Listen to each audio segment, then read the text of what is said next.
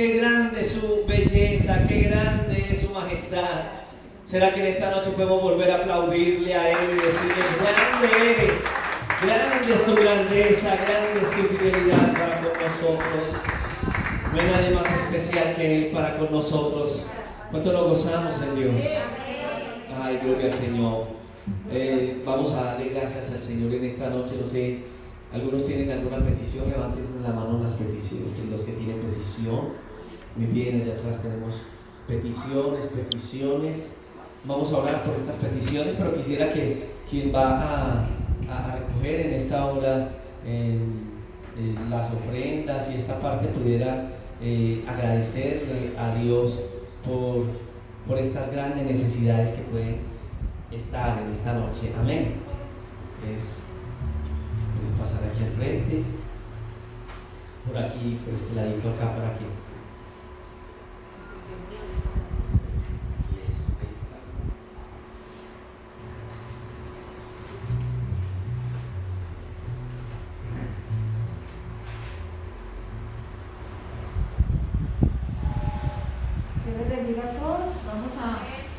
Primeramente, darle gracias a Dios por su misericordia y su fidelidad. Amén.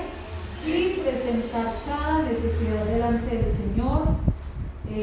Padre, te damos gracias en esta noche por el privilegio de estar en tu casa. Gracias porque tu fidelidad se ha hecho manifiesta. Gracias, Señor, por el privilegio de saber que eres nuestro Dios. Dios fiel, Dios grande, digno de toda la gloria y de toda la alabanza. Gracias por ser nuestro proveedor, nuestro ayudador, Señor. Gracias por ser ese Dios que permanece fiel de generación en generación. Gracias por cada hermano, por cada familia aquí representada, Dios poderoso. Gracias porque tu palabra también dice: no he visto justo desamparado, ni su descendencia que mendigue pan. Tú eres fiel, Señor. Tú eres grande y soberano. Señor, te presentamos cada petición en esta noche. Te presentamos nuestra nación. Te presentamos la juventud. Te presentamos la iglesia. Te presentamos los niños, los adolescentes. Te presentamos, Señor, este municipio de Sabaneta, las autoridades, Señor, el presidente de la República, el alcalde, los gobernadores de cada departamento. Señor, te presentamos los jueces, te presentamos a aquellos que representan la autoridad y que han sabido poner en alto tu nombre, Señor, guardar tus preceptos a pesar de la censura humana y de lo que pueda venir. Gracias por todo lo que haces, Señor amado, en favor de nuestra niñez, la juventud, la adolescencia, las familias. Te presento la iglesia, Señor. Una iglesia que necesita entender que es de tu mano, que es en tu tiempo, Señor, que necesitamos estar unidos, que necesitamos entender que nos has dado grandes promesas y que tú estás ahí, Señor amado, para respaldarnos, para sustentar tu palabra, amado Señor. En esta noche, Dios poderoso, te pido que bendigas cada hogar, el sustento, el alimento de cada hogar, Señor amado, y te damos gracias por ser nuestro proveedor, por proveer en toda necesidad espiritual y material, Señor. Bendice las ofrendas, los diezmos, Señor amado, en el nombre poderoso de Jesús, y te damos muchas gracias por ser, Señor, fiel y misericordioso. Amén.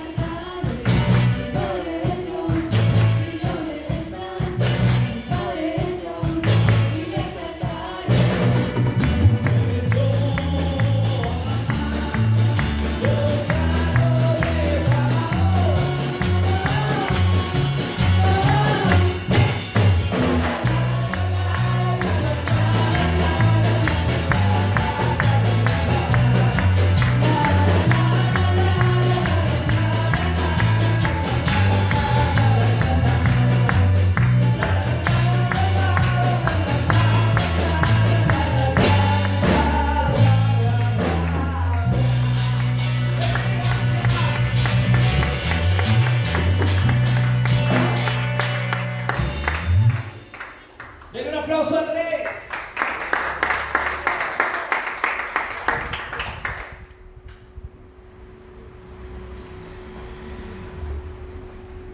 Dios les bendiga nuevamente a todos.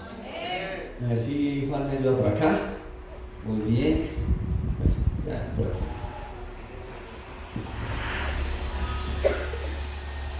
Bueno, esto del distanciamiento nos ha cambiado todo. La forma de hacer las cosas. Cambiamos casi que el púlpito por este otro. Y normalmente hoy estamos transmitiendo a través de los live que estamos teniendo. Y hoy tendríamos a través de los live la transmisión de lo que sería mi experiencia con el Señor, ¿cierto? El tiempo que hemos tenido en donde estamos aprendiendo un poquito acerca de estas grandes enseñanzas de nuestra vida con el Señor. Entonces le voy a pedir el favor a la hermana Damaris, que es quien está encargada de esta parte.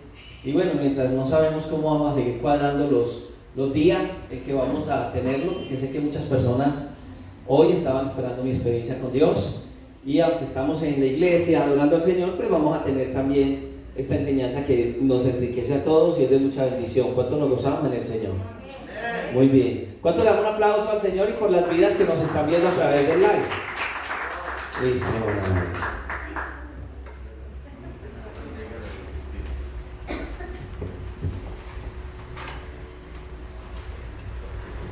Muy buenas noches, Dios les bendiga a todos, todos nuestros amigos de Facebook Live que nos están viendo a través de este medio. Sean todos bendecidos por el Señor y que en esta noche Dios hable a nuestras vidas. Amén. ¿Cuánto lo desean? Hemos estado viendo unos puntos muy importantes para tener un verdadero avivamiento, ¿sí? Y hemos visto de que para nosotros tener un verdadero avivamiento debe de haber en nosotros humildad, honestidad y arrepentimiento. La semana pasada hablábamos de los arrepentidos que deben de arrepentirse. Ese fue nuestro tema de la semana pasada. Hoy vamos a ver el tema que es la gracia, un tema muy especial. Yo creo que muchos hemos escuchado hablar de la gracia, pero quizás tenemos la tendencia a olvidarnos de lo que Dios ha hecho en cada una de nuestras vidas a través de este regalo maravilloso que es la gracia de Dios. En Hebreos, en el capítulo 4, en el verso 16, dice: acerquémonos pues confiadamente al trono de la gracia para alcanzar misericordia y mayor gracia para el oportuno socorro. Este texto nos muestra de la gran confianza que nosotros debemos de tener al acercarnos a la presencia de Dios, al acercarnos a Él, no importando nuestras dificultades y nuestras luchas. Hoy encontramos, y desafortunadamente hay algunos creyentes que en este momento están pasando por un momento de crisis, y ellos dicen: bueno, mi vida no es lo suficientemente buena como para buscar a Dios. Están pensando quizás en alejarse totalmente porque creen que no son merecedores de servirle al Señor, de congregarse, de ir a la iglesia. Algunos hasta se sienten con la incapacidad de poder orar o de poder alabar o cantar al Señor. Dicen que no tienen ni siquiera ese privilegio. Pues realmente ninguno de nosotros somos privilegiados como para obtener esas cosas. Eso estaba perdido. Y por eso traje esta ramita en esta noche. Esta rama nos muestra de que es una rama que ya está muerta, ¿verdad? Ya no sirve para nada. Usted y yo la podemos tomar, meterla en una coquita con agua, le podemos echar fertilizante, ¿cierto? Ponerla al sol, orar por ella si queremos también, orar por ella, pero por más que nosotros queramos, esta plantica ya no tiene nada ya no vive, ¿cierto? Cuando un médico, que es el que salva vidas, se le muere un paciente, ya después de que el paciente esté muerto, ya no hay nada que hacer en absoluto. Bien, la palabra de Dios nos muestra que nosotros, antes de venir al Señor, estábamos muertos en nuestros delitos y pecados. Y yo quiero que vayamos a Efesios, al capítulo 2, y estemos allí haciendo la lectura de la palabra del Señor. Efesios capítulo 2.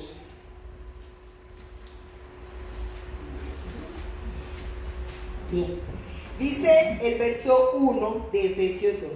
Y Él os dio vida a vosotros cuando estabais como muertos en vuestros delitos y pecados. ¿Sí? Este versículo nos muestra de que nosotros estábamos como esta rama, muertos, ¿sí? En nuestro pecado, en nuestros delitos. Pero Dios vino y nos dio vida, ¿sí? Estando muertos nos dio vida. ¿Eso qué significa? Que nosotros somos un milagro de Dios. Por su gracia, por su misericordia, nosotros hoy escuchamos el Evangelio, nos arrepentimos y adquirimos la salvación. La salvación no es algo que se adquiere por méritos o por obras, porque yo hago esto, porque yo hago aquello, o porque soy muy bueno, o porque yo tengo un corazón muy dispuesto para Dios.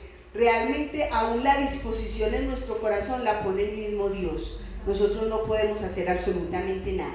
Vamos a volver enseguida a Efesios 2, pero yo quiero que leamos el Salmo capítulo 86, donde el salmista en un momento de mucha crisis hace una oración y le dice al Señor, ahí en el verso 1, inclina, oh Jehová, tu oído y escúchame, porque estoy muy afligido y menesteroso. David, en medio de su aflicción, en medio de su dolor, clamó a uno que le podía escuchar, a uno que le podía ayudar en medio de su aflicción y de su dolor. Para nosotros llegar a alcanzar a hacer esta oración, necesitamos tener humildad. ¿Y qué hace la humildad? Reconocer nuestro pecado, nuestra condición y nuestra falta de capacidad para poder satisfacer a Dios. Nosotros somos incapaces de satisfacer a Dios. Por más que nos esforcemos y por más cosas que nosotros hagamos para agradar al Señor, es imposible agradarlo, porque nosotros cojeamos, ¿cierto? Andamos quizás muy bien por un lado, pero por otro lado vamos cojeando. Entonces nunca alcanzaremos nosotros a darle una medida exacta a Dios. De eso se trata la gracia, de que aunque nosotros no damos la medida, Dios lo hace todo por nosotros. Él nos da a nosotros las herramientas y nos da la forma de poder enfrentar las situaciones difíciles. Por ejemplo, las tentaciones.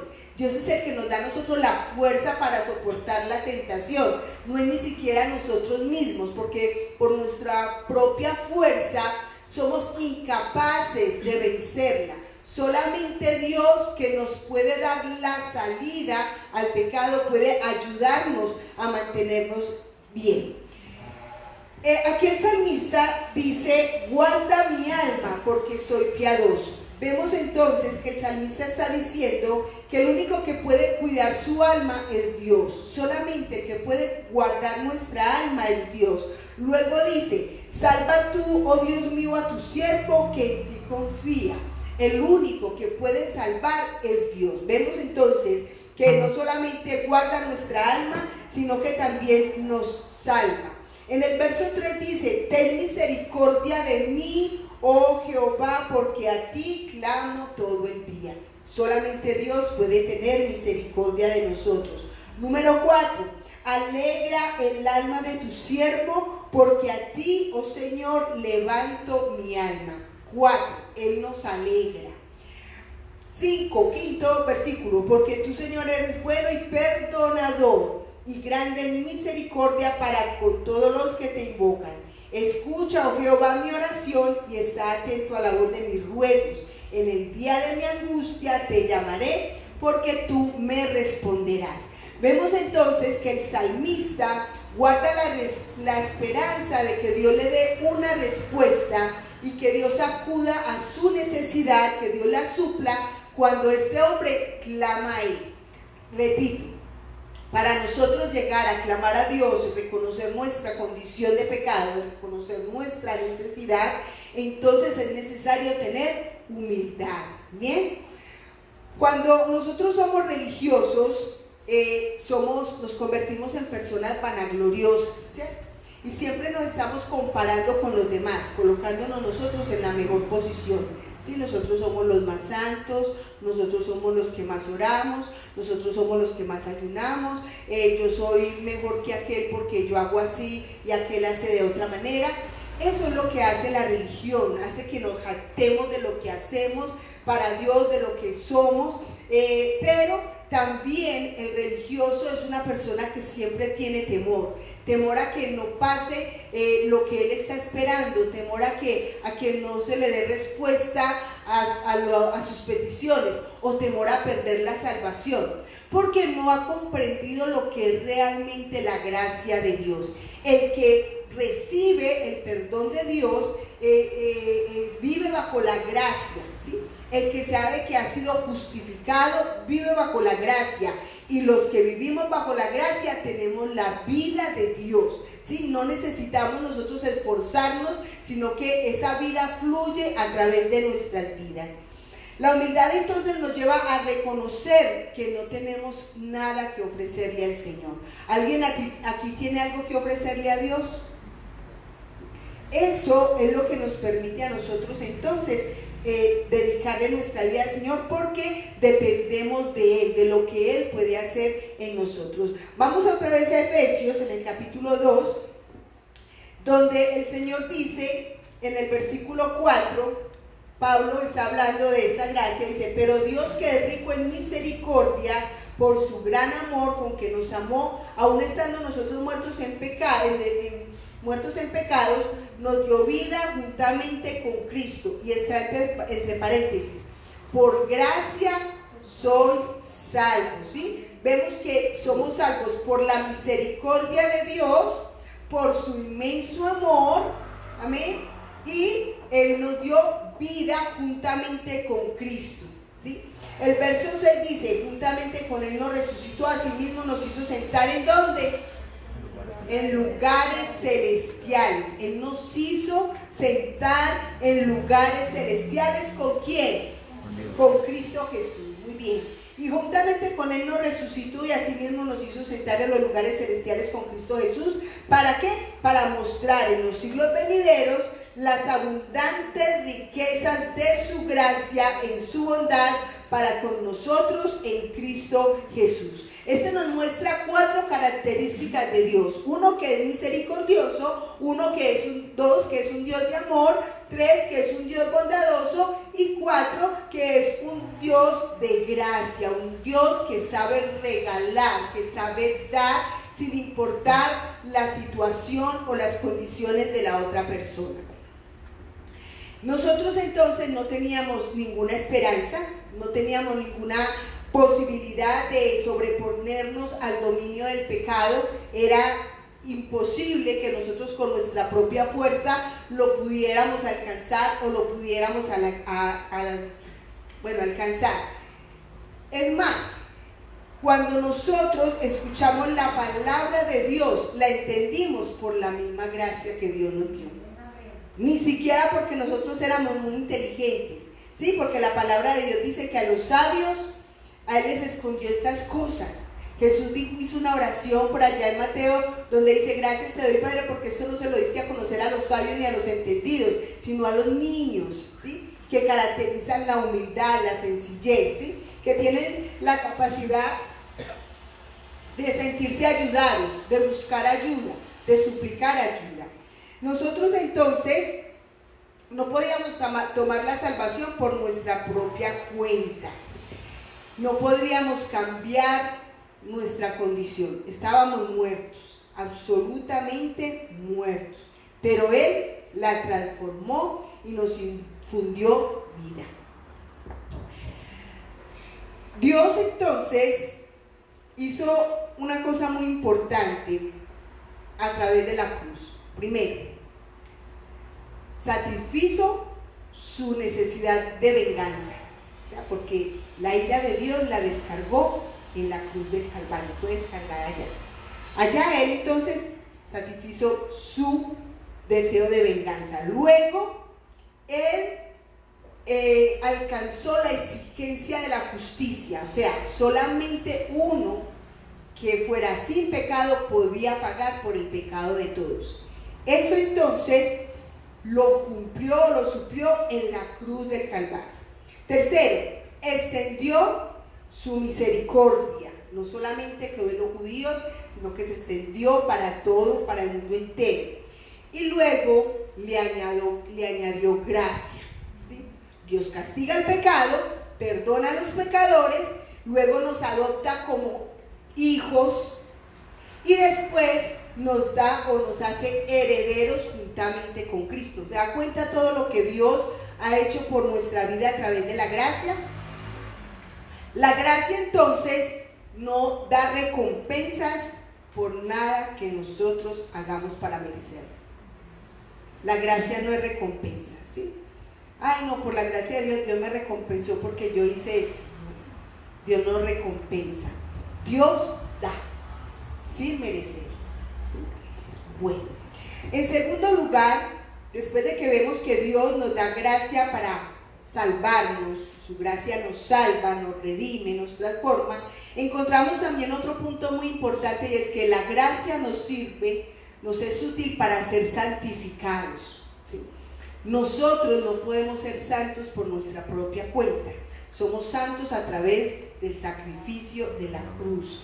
Ahora, Dios nos da a nosotros las herramientas que nosotros necesitamos para poder ser libres de la esclavitud del pecado, del dominio del pecado, del poder del pecado que se ejercía sobre nosotros.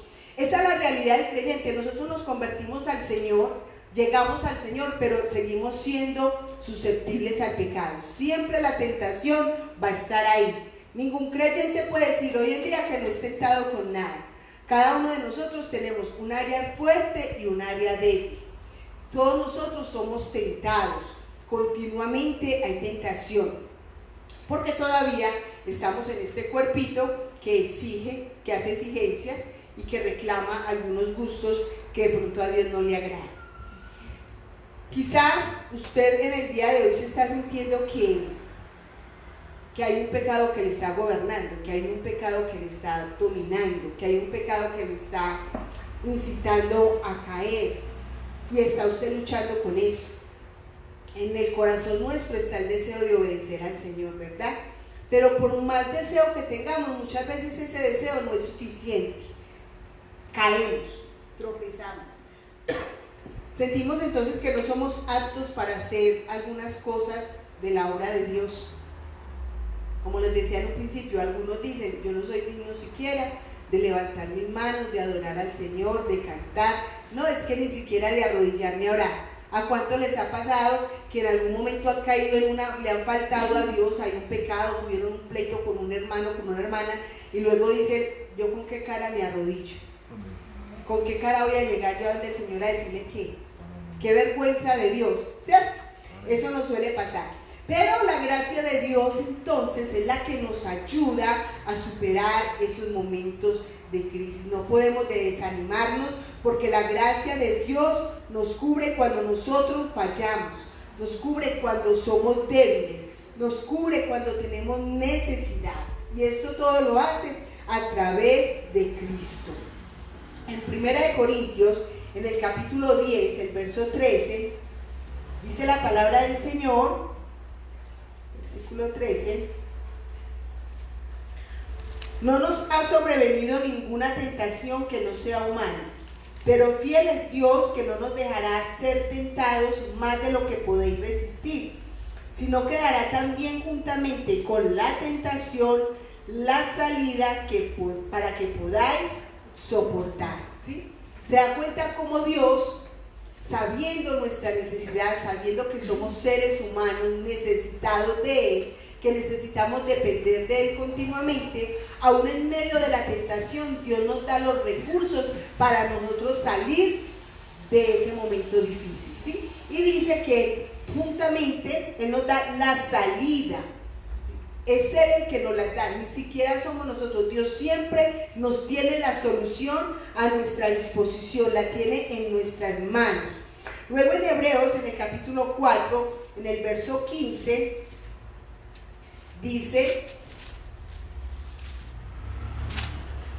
porque no tenemos un sumo sacerdote que no pueda compadecerse de nuestras debilidades, sino uno que fue tentado en todo según nuestra semejanza, pero sin pecado.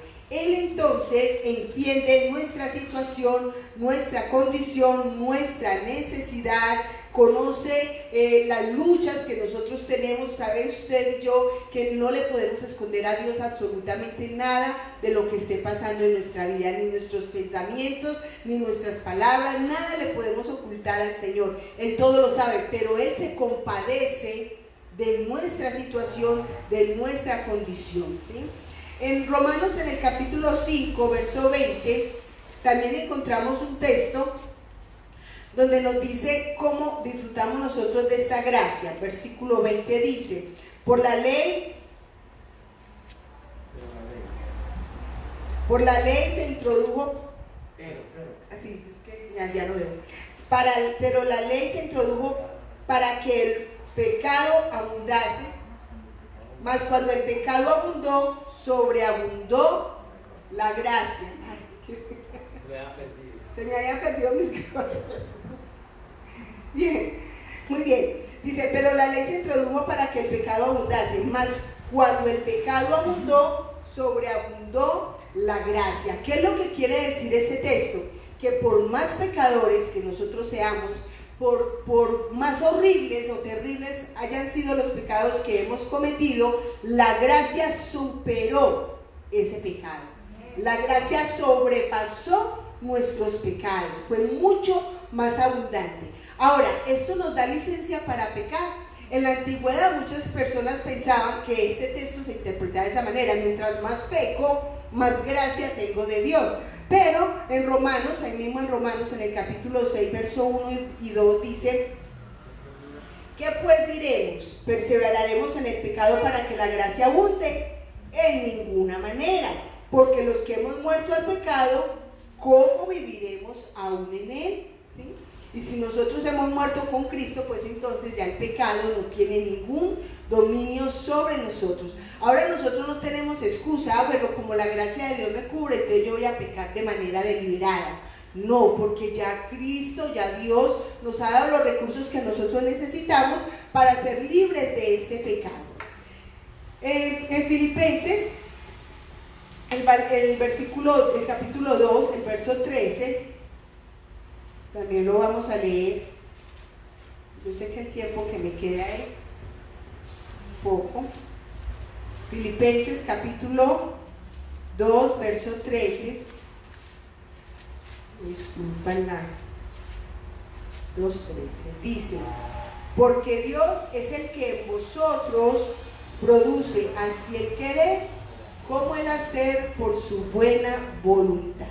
Nosotros somos muy dados a admirar a las personas y decir, ay, ese hermanito como es de animoso para las cosas de Dios y esto y aquello. No, pero ni siquiera es el hermano. Usted no sabe, ese hermano, las luchas que de pronto pueda tener. Es la misma gracia de Dios sobre ese hermano. Por eso nosotros no podemos exaltarnos porque hacemos X o Y cosas. Hay gente que cree que porque predica son los superhombres. Y superhombres no existen, ¿sí? O que porque enseñan son los super o los mejores, no, es lo que Dios le ha dado por su gracia, ¿sí? Todo lo que nosotros hacemos para Dios no lo hacemos ni siquiera en nuestras propias fuerzas, lo hacemos porque a Dios le place y Él coloca en nosotros el querer y el hacer. Ni siquiera la voluntad nuestra, es la voluntad de Dios sobre nosotros. Y así como Él nos da el querer y el hacer, también nos da el poder para hacer las cosas. Él nos da la capacidad para hacer las cosas. Él nos da la habilidad de hacer las cosas. Ni siquiera nuestra habilidad.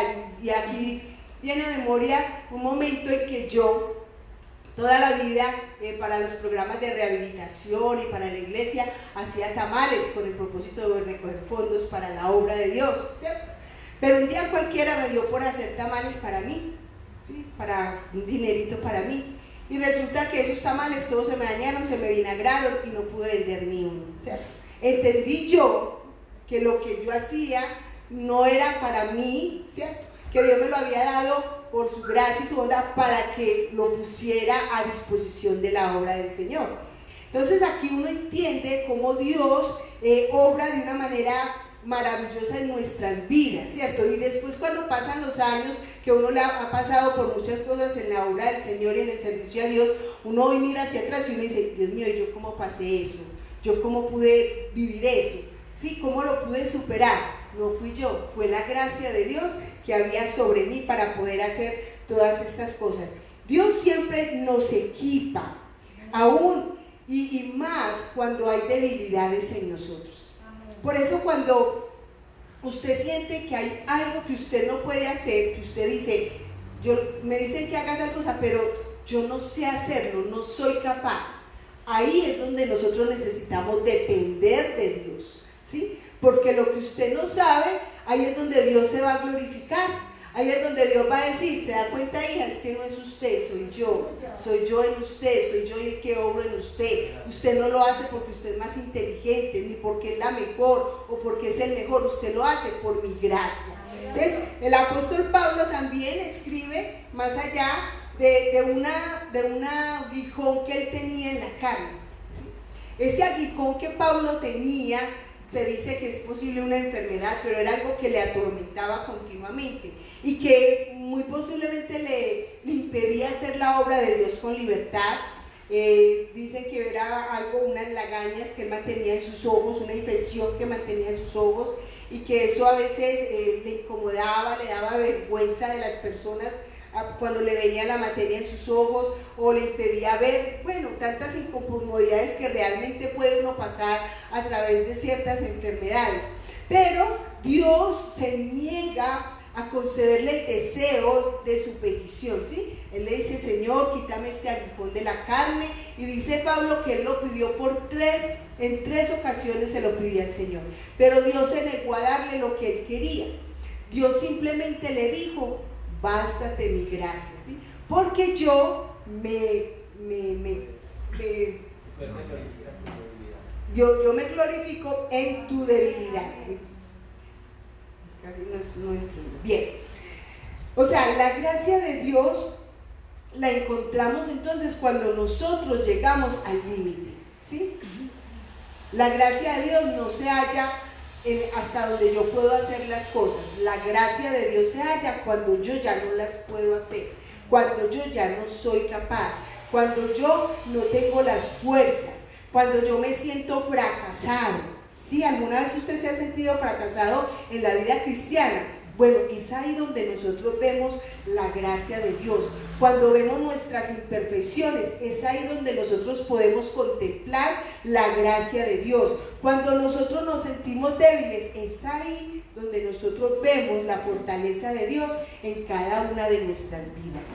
Pedro le escribe a la iglesia en un momento de mucha debilidad, mucha persecución. La iglesia estaba muy abrumada, los estaban persiguiendo de una manera increíble, la gente estaba muriendo, los estaban matando, y Pedro les escribe allá en el capítulo 5, en la primera carta de Pedro, el verso 10, donde dice, mas el Dios de toda gracia, mas el Dios de toda gracia, que nos llamó a su gloria eterna en Jesucristo, después de que hayáis padecido un poco de tiempo, Él mismo os perfeccione, afirme, fortalezca y establezca. Vemos entonces que Dios muestra su gracia en la salvación, porque estando muertos en delitos y pecados, Dios nos da vida, ¿cierto? Luego, en la santificación, porque Dios nos ayuda a vencer el pecado, Él nos da la salida para huir de él. Y luego Dios derrama de su gracia en nosotros a través o en medio del sufrimiento. Y dice aquí Pedro que en medio, después de que pasan todas estas cosas, Dios nos va a dar 4 cosas importantes, que es la perfección, ¿sí? Eso, el sufrimiento nos limpia, nos purifica, ¿sí? Luego nos da firmeza en el Señor, fortaleza y nos hace estables como creyentes. Entonces vemos aquí que la gracia de Dios es algo que está continuamente en nosotros y que está siempre a nuestra disposición, y que esa gracia nosotros la necesitamos todos los días de nuestra vida. Cada momento de nuestra vida nosotros necesitamos de esa gracia, ¿sí? En ese proceso de sufrimiento, Dios está obrando en nosotros y está haciendo cosas preciosas en cada una de nuestras vidas. La pregunta que podemos hacernos, tenemos dos preguntas para hacernos. Una, ¿para qué entonces nosotros necesitamos la gracia? Según lo que acabamos de ver, nosotros necesitamos la gracia para todo, en todo momento y en todo tiempo. Para todo lo que vayamos a hacer, necesitamos la gracia de Dios, ¿sí? Ahora, la segunda pregunta es, ¿cómo obtenemos entonces la gracia? La gracia, tenemos que recordar que es un regalo inmerecido, ¿sí?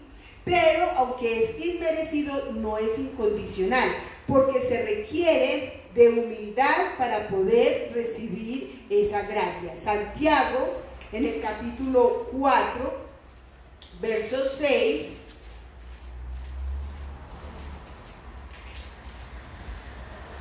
Santiago 4:6 dice: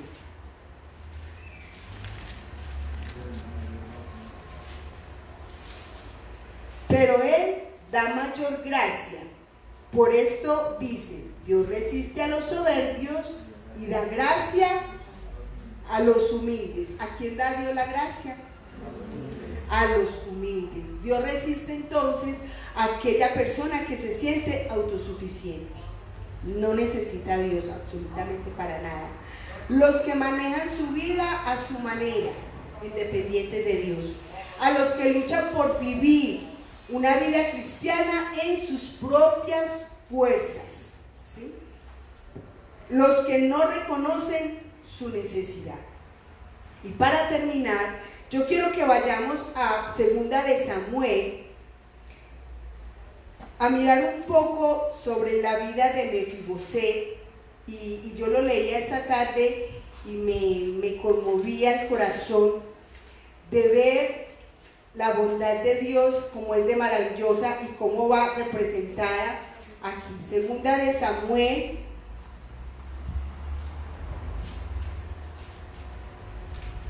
capítulo 9. Vamos a leerlo desde el 1. Dice así: dijo David, ¿ha quedado alguno de la casa de Saúl a quien haga yo misericordia por amor de Jonatán?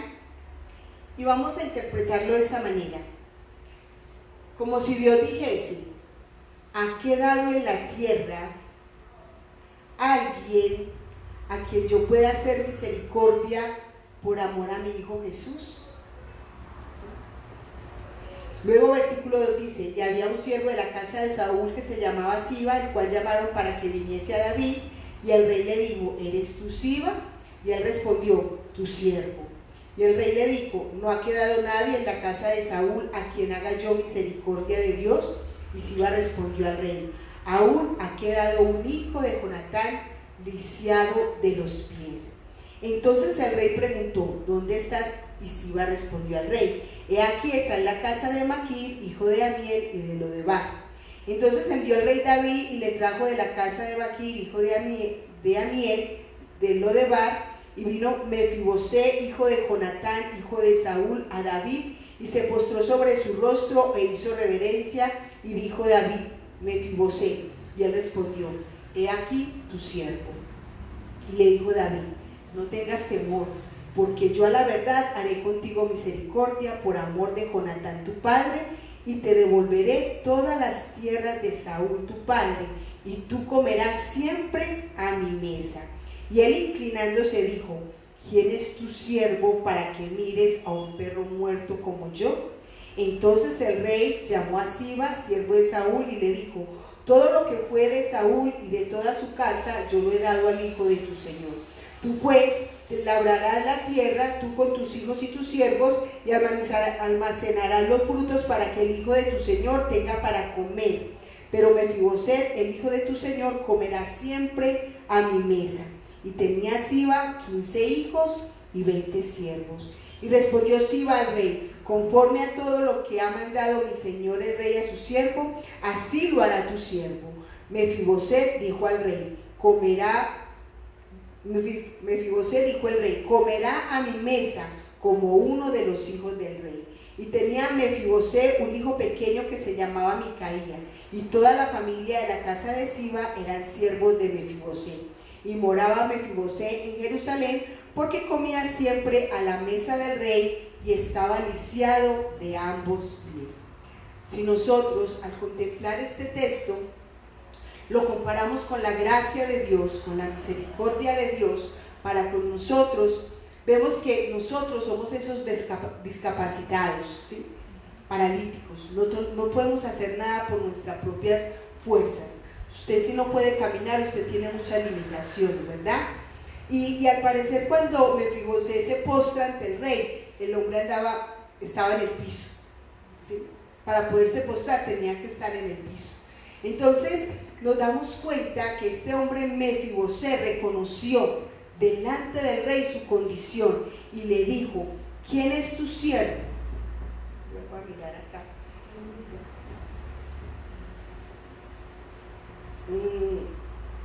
Dice el verso 8: ¿quién es tu siervo para que mires a un perro muerto como yo? ¿Qué es un perro muerto? Y cuando nosotros no habíamos llegado al Señor, éramos como esos perros muertos. No teníamos ningún valor, no teníamos esperanza, no teníamos absolutamente nada, pero hoy nosotros nos sentamos a la mesa del rey por el amor que Dios le tiene a su Hijo Jesucristo, quien murió en la cruz del Calvario y pagó por todos nuestros pecados. Esa es la gracia de Dios, que sobrepasa todos los límites. Para Dios no existe ningún obstáculo para socorrernos y ayudarnos en el momento en que nosotros le necesitemos. Nosotros hoy estamos sentados en lugares celestiales, somos salvos, somos santos, y en medio del sufrimiento Dios perfecciona su obra en cada uno de nosotros. Vamos a darle gracias al Señor en esta noche por su palabra y por lo que es su gracia para con nosotros. Medite un poco si usted está pasando por momentos difíciles, si hay luchas en su vida, si usted se siente inútil, si usted se siente fracasado, si usted siente que no le da la medida a Dios.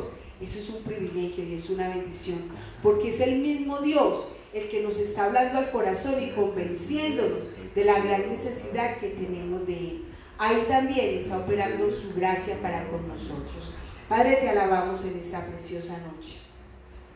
Yo quiero darte gracias por tu misericordia, por tu bondad, por tu fidelidad, por ese amor tan grande que cubre multitud de pecados, por ese amor tan maravilloso que nos provee de todo lo que nosotros necesitamos para defendernos, para perseverar, para luchar en medio de las pruebas, en medio de las dificultades, en medio de la tentación, aún en medio de las dudas, en medio de las luchas, en esos momentos tan difíciles donde nos sentimos frustrados, fracasados porque no podemos darte a la medida. Pero bendita sea tu gracia, Señor, para con nosotros. Queremos alabarte en esta noche y darte gracias por ese regalo maravilloso, Señor, por tu ayuda, por tu socorro, por tu bondad, Señor. Muchas gracias. Gracias porque sabes que nosotros somos incapaces de darte la medida, pero tú, Señor, cada día extiendes tu mano para socorrernos, para ayudarnos a crecer, a avanzar. Nos das el poder de superar la tentación, nos da la salida, Señor, en cualquier circunstancia. Yo te pido, Señor, que bendigas a cada uno de nuestros oyentes allí a través del Facebook Live, a cada uno de mis hermanos aquí presentes, que tu gracia cubra nuestra vida cada día, Señor, que nunca nos falte tu gracia, Padre amado. Te lo rogamos, Señor, danos un corazón sencillo, danos un corazón humilde, un corazón, Señor, capaz de reconocer nuestra necesidad de ti continuamente. Te lo rogamos, Señor, en el nombre de tu Hijo Jesucristo. Amén y amén. Dios me le bendiga, mis amados hermanos.